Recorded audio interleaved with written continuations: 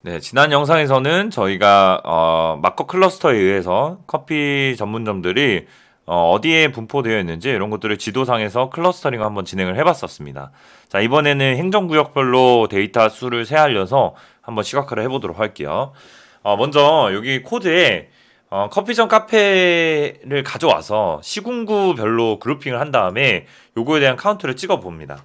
찍어 보시게 되면은 강남구에 2253개가 있고 강동구에 몇 개가 있고 이런 커피 전문점들의 숫자가 이렇게 출력이 되죠. 먼저 이제 자치구별로 출력을 해주시는 게 중요하고요.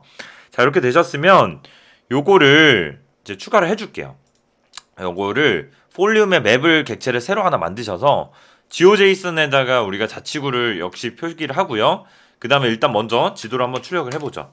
자, 출력하면은 제가 좋아하는 칼토DB 파스트런 하면은 이렇게 흰 바탕에 자치구가 이렇게 뚜렷하게 나타나는 것을 볼 수가 있습니다. 요 위에다가 우리가 만든 요 데이터랑 이제 병합하는 개념이라고 보시면 돼요. 여기에 이제 내부적으로 자치구가 있는데요. 강남구면 강남구, 뭐 서초구면 서초구 이렇게 들어가 있는데 여기에 우리가 그룹 바이한 요 데이터들을 한번 여기에다가 표현을 해볼게요. 자, 그러면은 코드에다가 m. 코로플레스라는 게 있습니다. 코로플레스를 가져오셔서 여기다가 지오데이터는 지오데이터 옵션은 서울 지오를 넣어주시면 돼요. 우리 이전에 서울 지오가 뭐였냐면, 자, 이거 출력해보면 요 행정구역이 나타나 있는 요 데이터 있죠. 요 제이슨 데이터를 가져오시면 되고요. 요거를 지오데이터에다 넣어주시고, 그 다음에는 데이터는 우리가 어떤 데이터를 표기를 할 거냐. 우리가 위에서 구한 요거 있죠. 서울 그룹 데이터. 요 행정구역별로 이제 표기를 할 거잖아요. 요거를 복사를 해서 여기다가 넣어주시면 돼요.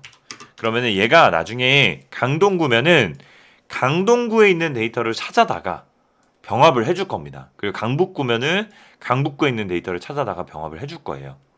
자, 이렇게 입력을 해주시면 되고, 그 다음에 이제 필 컬러는 뭐 요거는 스타일 지정인데 뭐 해주셔도 되고 안 해주셔도 돼요. 저 같은 경우에는 제가 좋아하는 컬러 팔레트가 있거든요. 옐로우 월 레드라고 이렇게 입력을 해주도록 하겠고요.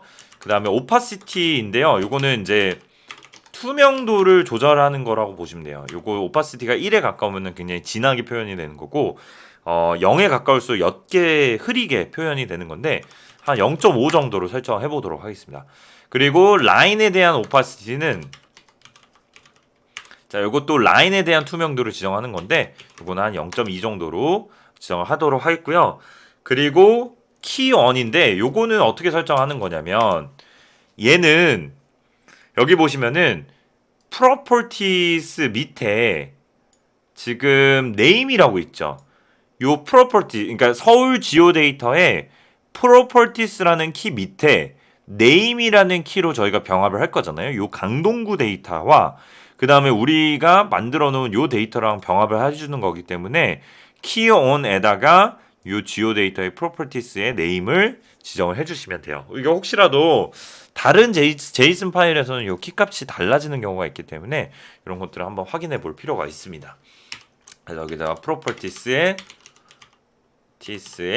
네임을 지정을 해주시면 되고요. 뭐 레전드 네임도 입력을 해주시면 되는데 요거는 이제 상단에 어떤 글귀로 표현이 될 건지 뭐 지역 구별 커피 업종 수 이렇게 표현을 해주면 되겠죠.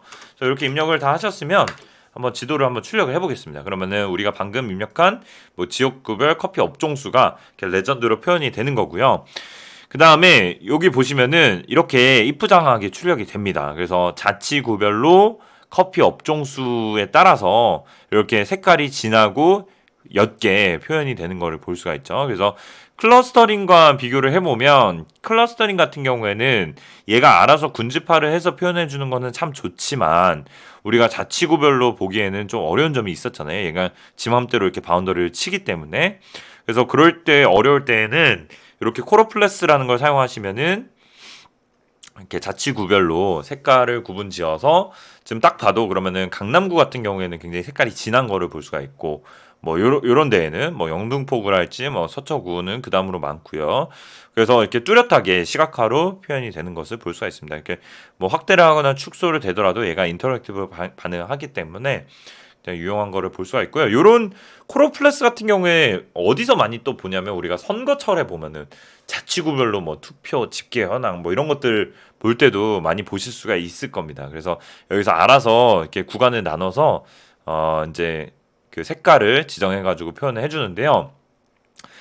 얘가 이제 구간이 있으면요. 구간이 있으면 뭐 6구간이면 6구간 얘가 구간을 알아서 나눠서 해주는데 나는 요 나눠주는 구간을 내가 좀 내 입맛에 따라서 한번 변경을 해보고 싶다 하면은 이제 분위수를 지정을 하실 수가 있어요. 네, 빈스라는 변수를 하나 만들어 주신 다음에 여기다가 이제 서울 그룹 데이터의 퀀타일을 지정해 주시면 돼요. 그래서 여기 한번 보면은 서울의 그룹의 데이터의 퀀타일을 이렇게 해서 0과 그 다음에 0.25 뭐 나는 25%, 그 다음에 0.5, 그 다음에 0.75, 그 다음에 1 요걸로 생성을 하겠다. 그러면 이렇게 쭉 만들어지게 되거든요. 자, 요거를 리스트화를 시킵니다. 그러면 이제 데이터만 발라오죠. 자, 이렇게 가져온 다음에 요거를 그대로, 그러니까 요거는 25%의 데이터는 여기 50%, 75%, 이제 100%요 데이터니까 요거를 여기다가 넣고 실행을 해주시게 되면은 이렇게 출력이 돼요.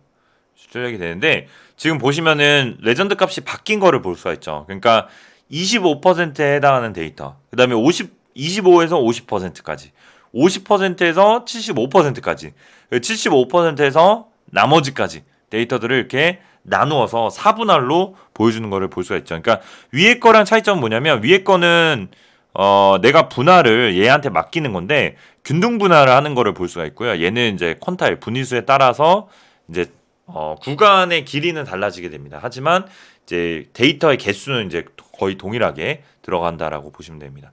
이렇게 빈스를 조절을 해서 코로플러스에 표현하는 것도 가능하니까요. 이렇게 빈스 옵션을 참고로 하셔서 빈스를 만들어 주시고 이 빈스를 코로플러스에다가 이렇게 지정만 하시면 이렇게 깔끔하게 나오는 것을 볼 수가 있습니다.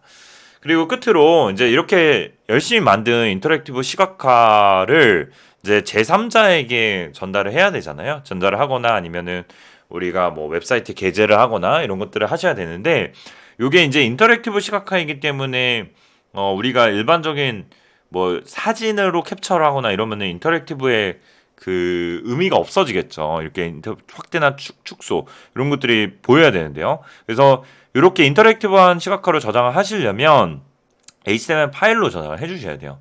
그래서 우리 이 맵 객체 있죠. 요거를 m.save에서 map.html 파일로 내보내시면은 이제 HTML 파일로 저장을 하실 수가 있습니다. 저장을 하시고 그 결과만 한번 보죠.